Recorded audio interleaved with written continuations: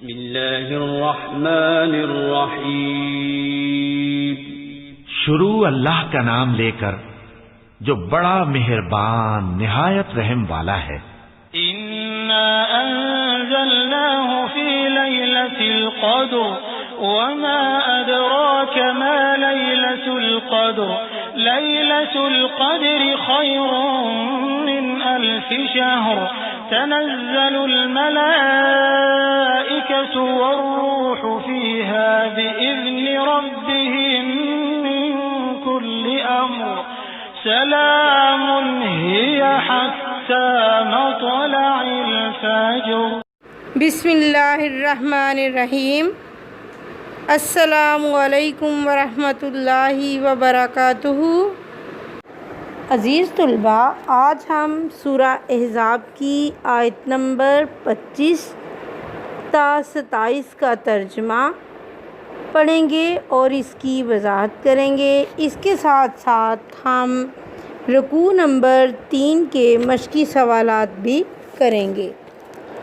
آیت نمبر 25 وردہ اور پھیر دیا اللہ نے الذین ان لوگوں کو کافروا جنہوں نے کفر کیا بغیظہم غصے میں برا ہوا لم نہیں ینالو حاصل کر سکیں گے خیرن بلائی وکفا اور کافی ہوا اللہ مومنین مومنوں کو قتالا لڑائی میں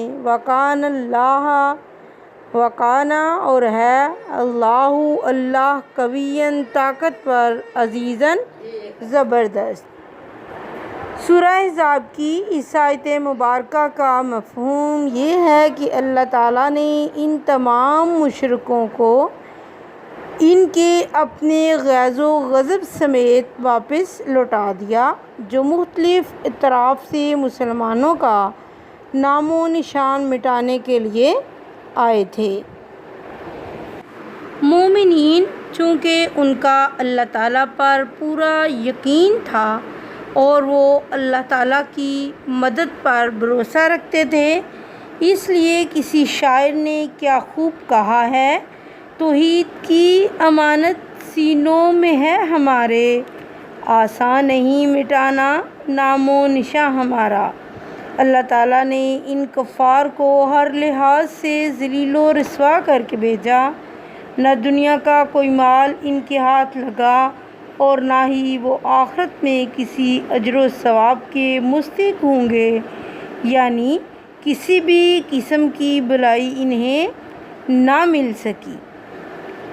آیت نمبر 28 وَأَنزَلَ اور اتار دیا الذین ان کو جنہوں نے ظاہروہم مدد کی تھی من اہل الکتاب اہل کتاب میں سے، من سیاسیہم ان کے کلوں سے، وقذفا اور ڈال دیا، وقذفا مین اور ڈال دیا فی قلوبہم ان کے دلوں میں رعب فریقاً تقتلون تو کتنوں کو تم نے قتل کر دیا، وتسرون اور قید کر لیا فریقاً کتنوں کو۔ یعنی اللہ تعالیٰ نے سورہ احزاب کی اس آیت مبارکہ میں جن یہودیوں نے مسلمانوں سے بدعہدی کرتے ہوئے مشرکین نے مکہ کو مدد دی تھی، ان کو اللہ تعالیٰ نے ان کے کلوں سے اتار دیا، ان کے دلوں میں دہشت ڈال دی گئی، ایک فریق کو مسلمانوں نے قتل کیا اور ایک فریق کو قید کیا گیا۔ ان کو اہل کتاب اس لیے کہا گیا ہے کہ یہ یہودی تھے۔ غزوہ خندق سے فارغ ہونے کے بعد حضرت صلی اللہ علیہ وآلہ وسلم نے بنو قریظہ پر ان کی غداری کی بنا پر حملہ کر دیا اور انہیں محصور کر کے بالآخر ہتھیار ڈالنے پر مجبور کر دیا۔ حضرت سعد بن معاذ کی ثالثی کے مطابق ان میں سے لڑنے والوں کو قتل اور بچوں اور عورتوں کو قیدی بنا لیا گیا۔ یہاں اسی بات کی طرف اشارہ کیا گیا ہے۔ آیت نمبر 27 وَأَوْرَثَكُمْ، تم کو وارث بنا دیا۔ وَأَوْرَثَكُمْ کا مین ہے تم کو وارث بنا دیا، ارضہم ان کی زمین کا، ودیارہم اور ان کے گھروں کا، واموالہم اور ان کے مال کا، وارضاً اور اس زمین کا، لم تاتوہا نہیں رکھا تم نے قدم، وکان اور ہے اللہ اللہ علی پر کلی ہر شیء چیز کے قدیر قدرت رکھنے والا۔ اس آیت مبارکہ میں قلعہ خیبر کی فتح مراد ہے۔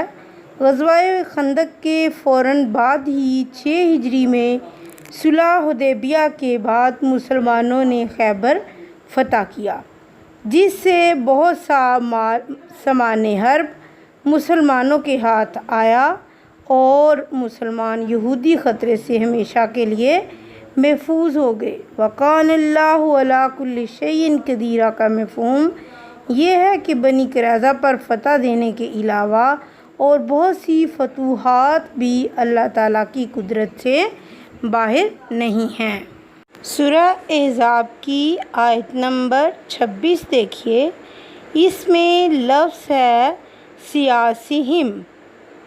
سیاسیہم صیغہ جمع ہے، اس کا واحد سے ساتا، جس کا معنی ہے قلعہ، گھڑی یا مکان۔ اسی آیت میں دوسرا لفظ ہے تاسرون۔ یہ ورڈ ماضی استمراری صیغہ جمع حاضر کا ہے، تم قیدی بناتے ہو۔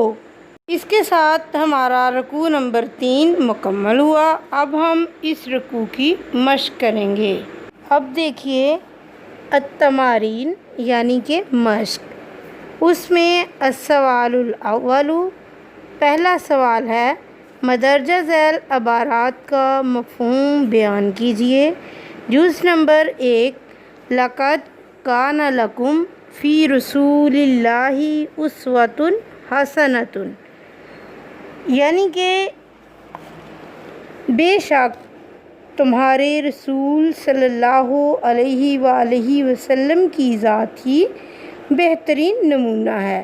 اس آیت کا مفہوم، اس آیت مبارکہ میں اللہ تعالیٰ نے نبی صلی اللہ علیہ وآلہ وسلم کی اطاعت کا حکم دیا ہے۔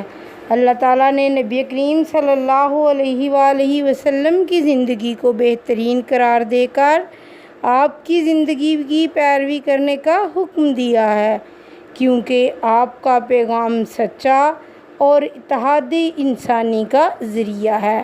آپ کی زندگی کا ایک ایک لمحہ دنیا کے ہر انسان کے لیے کامل نمونہ ہے۔ آپ صلی اللہ علیہ وآلہ وسلم کی پیروی دنیا اور آخرت دونوں میں کامیابی کی ضمانت ہے۔ اللہ تعالیٰ سب مسلمانوں کو آپ صلی اللہ علیہ وآلہ وسلم کے اسوہ حسنہ پر عمل کرنے کی توفیق عطا فرمائے، آمین۔ اب جز نمبر 2 دیکھیے، فَمِنْهُمْ مَنْ قَضَىٰ نَحْبَهُ وَمِنْهُمْ مَنْ يَنْتَظِرُ۔ ترجمہ ہے تو ان میں سے بعض ایسے ہیں جو اپنی نظر سے فارغ ہو گئے اور بعض ایسے ہیں کہ انتظار کر رہے ہیں۔ کچھ مخلص صحابہ ایسے جو کسی مجبوری کے باعث غزوہ بدر میں شریک نہ ہو سکے تو بعد میں انہیں شرمندگی ہوئی اور انہوں نے عہد کیا کہ اگر آئندہ کوئی موقع آیا تو پورے خلوص سے جہاد کرتے ہوئے درجہ شہادت تک پہنچیں گے۔